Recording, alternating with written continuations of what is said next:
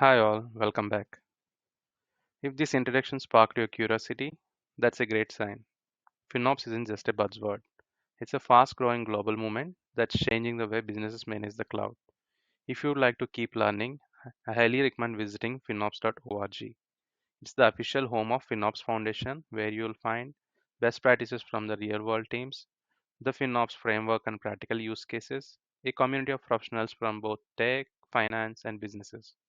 And you do get webinars, guides, and even certification opportunities. So bookmark the site, follow their updates, and use it as your go-to resource for building the FinOps knowledge. Your journey to FinOps is just getting started, and there is so much more to explore.